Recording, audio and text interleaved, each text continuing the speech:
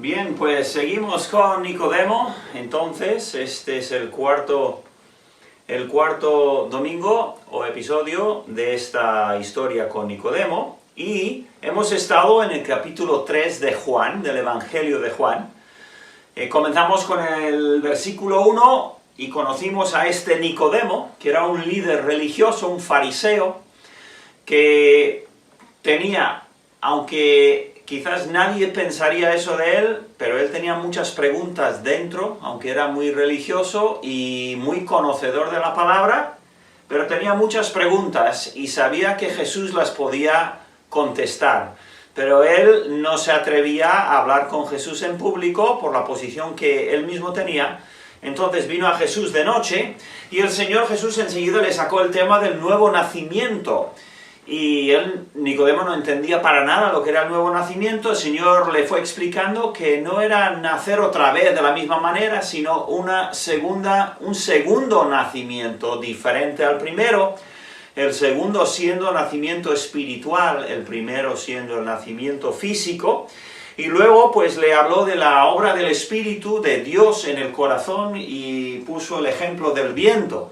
Y cómo el viento, pues se oye el viento y se ve los efectos del viento, pero el viento en sí no se ve. Y el Espíritu de Dios también es invisible y no se le puede ver, pero el efecto o los efectos de su obra sí se ven y se escuchan.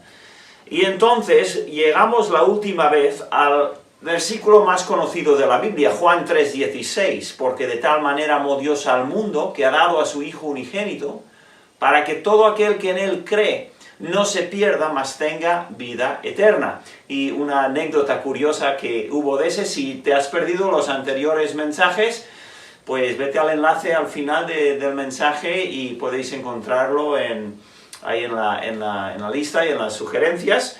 Podréis encontrar esos mensajes anteriores para ver hasta qué es lo que ha pasado hasta este momento en esta conversación con Nicodemo. Pero ahora, hoy vamos a ir entonces al versículo 17. Nos quedan 5 versículos en este pasaje que vamos a ver de Nicodemo.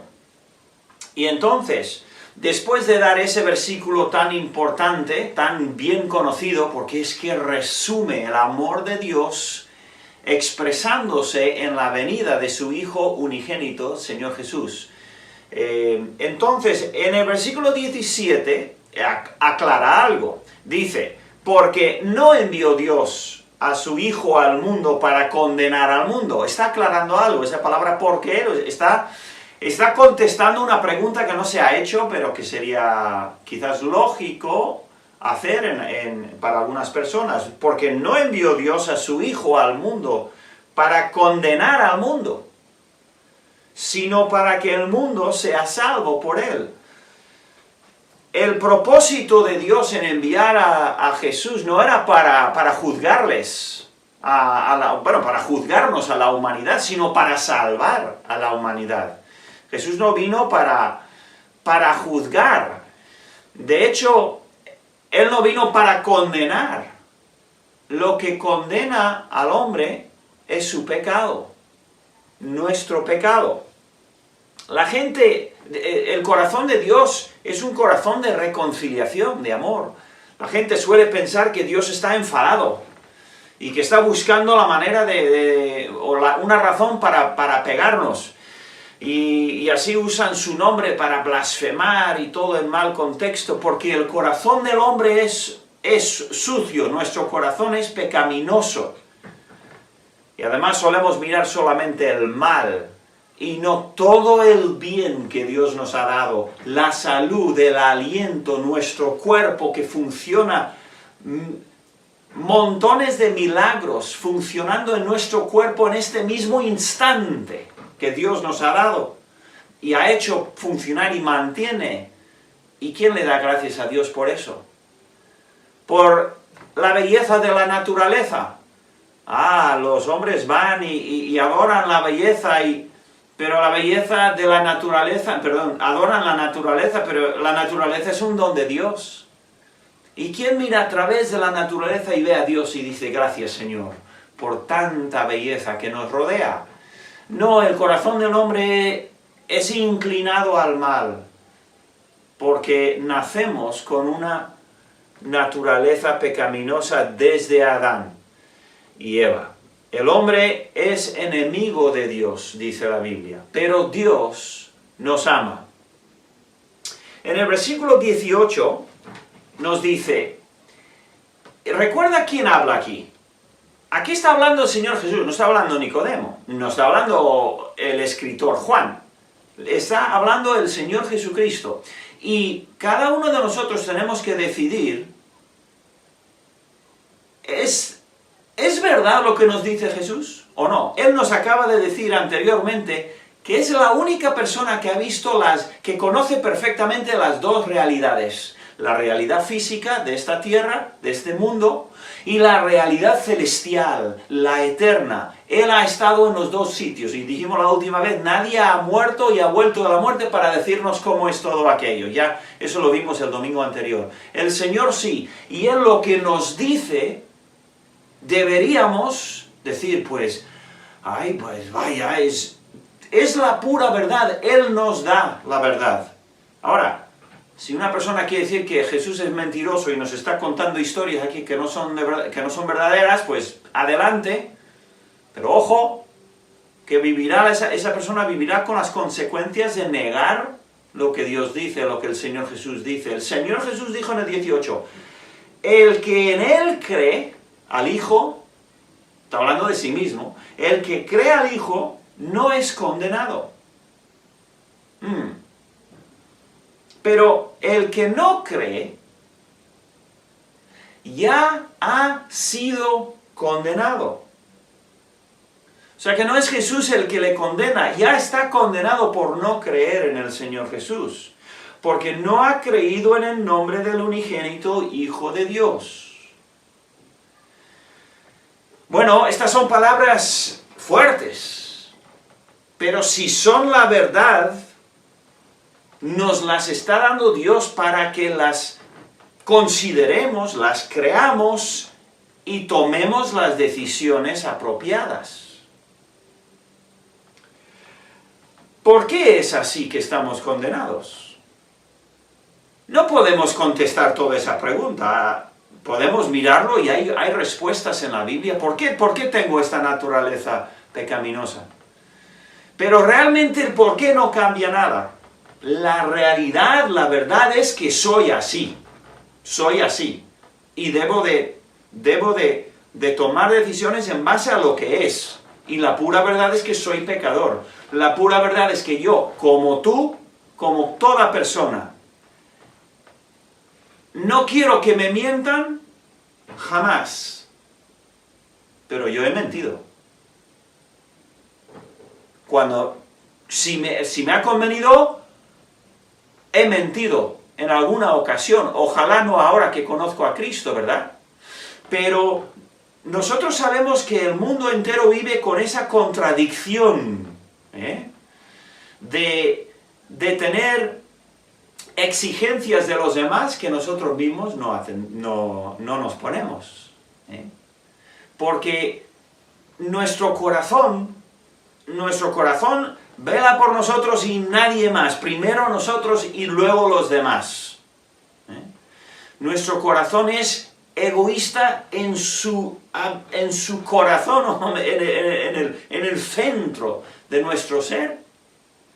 Nosotros buscamos el bien nuestro y no buscamos a Dios, que es nuestro creador. Él dijo, la persona que no ha creído en el Señor Jesús, el que no ha creído en mí, dijo el Señor, ya es condenado. Unos versículos que nos explican un poco por qué o qué es eso, lo encontramos en Romanos 3, versículo 10 dice, como está escrito, no hay justo, ni aun uno, no hay quien entienda, no hay quien busque a Dios. Cada uno va tras su propio tema. Y no busca ver quién me ha creado. ¿Por qué me ha creado? ¿Cómo es el que me ha creado?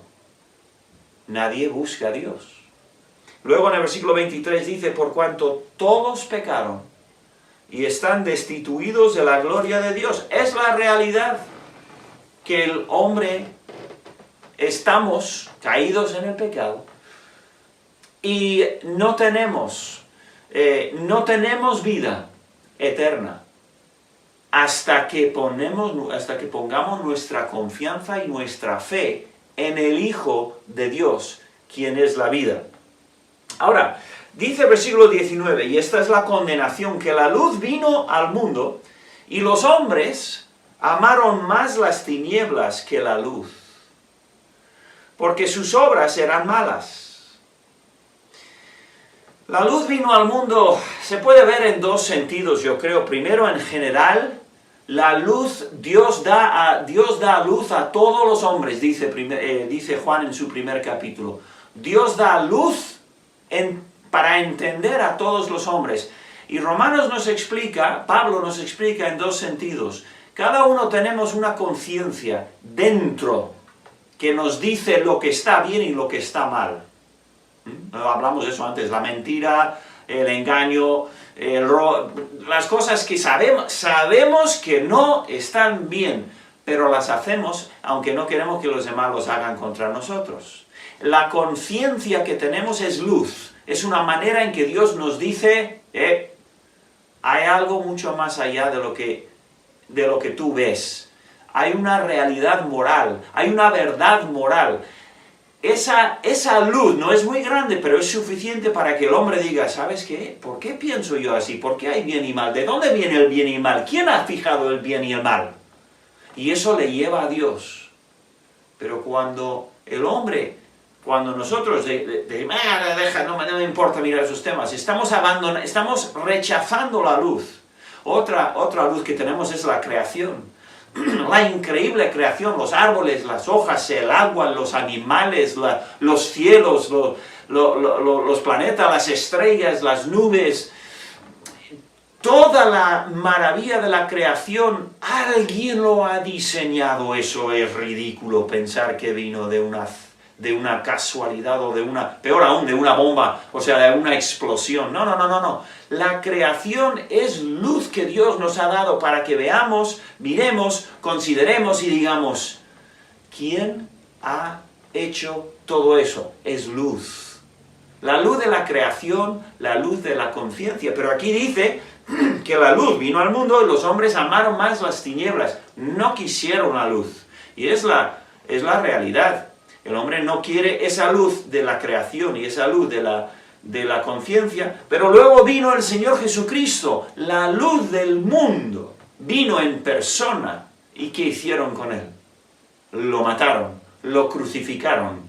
Así que de forma general, el hombre rechaza la luz. De forma personal y específica, la persona que conoce el Evangelio de Jesús, la gran mayoría de las personas rechazan esa luz que Dios ha traído a su vida. Porque todo aquel que hace lo malo, aborrece la luz y no viene a la luz para que sus obras no sean reprendidas. Y las noches son, cuando se hace la gran mayoría del mal, se hacen de noche. ¿Y por qué las tiendas ponen luces de noche? Para que se pueda ver. Y es que somos así. Recuerda dónde estamos. Estamos estamos viendo una conversación entre Nicodemo y el Señor Jesucristo. Y el Señor está dando, digamos, un pequeño discurso a Nicodemo sobre la realidad de la vida eterna, el nuevo nacimiento. ¿Bien? Un versículo más y ya vamos a ir cerrando. Dice, mas el que practica la verdad viene a la luz para que sea manifiesto que sus obras son hechas en Dios. Hay mucho aquí que podríamos estudiar, pero realmente lo que entendemos aquí es que el que ama a Dios, el que sigue a Dios, el que quiere a Dios, el que cree a Dios, no teme la luz. No teme. Una persona que vive correctamente no teme la luz. Vive en la luz, está contento con la luz porque la luz revela lo que hay y no tiene miedo porque no ha hecho nada mal. Pero la persona que vive en el pecado, la luz no quiere que Dios esté viendo o mirando porque va a ver todo lo que hay, ¿no? y se esconde de la luz, y el hombre ama las tinieblas, y el Señor sigue hablando de esto. Vamos a dejarlo ahí de momento, porque en este momento se corta la conversación con Nicodemo. Hemos estado con Nicodemo, estos 21 versículos, y ahora el siguiente versículo dice, después de esto, vino Jesús con sus... y ya va a otro tema. Entonces, antes de terminar, vamos a saltar unos capítulos más adelante. En el capítulo 4 hay una historia con una mujer samaritana. Luego hay un discurso. En el capítulo 5 de Juan no hay nada de Nicodemo. Nicodemo desaparece. Y no sabemos cómo termina la conversación. Nicodemo no vuelve a hablar. Jesús no le menciona. Y no sabemos de él.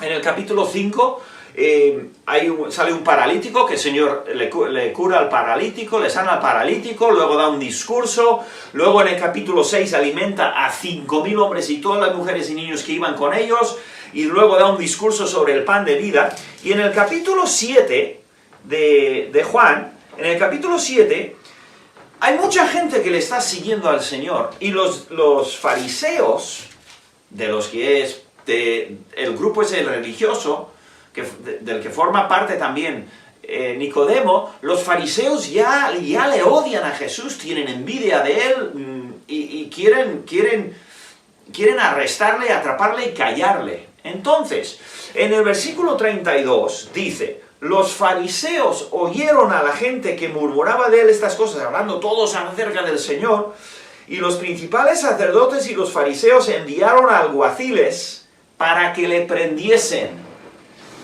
Entonces, vamos a dejarlo aquí por esta vez.